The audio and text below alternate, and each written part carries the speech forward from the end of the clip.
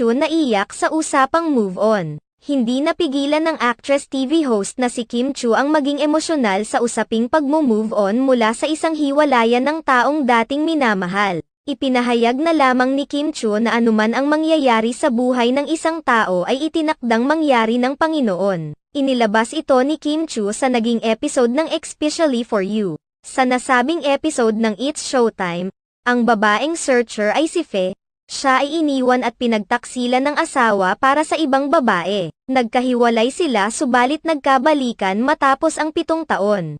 Ayon kay Fe, nakipagbalikan siya sa kanyang asawa dahil sa kanilang mga anak at totoong mahal pa rin niya ito. Samantala, naniniwala naman umano si Fe na kaya sila nagkahiwalay noon ng kanyang mister ay upang maging mas matatag na siya sa ikalawang pagkakataon. Umantig naman ang kwento ng buhay ni Fe sa ilang mga host at lalong-lalo na kay Kim Chu na kamakailan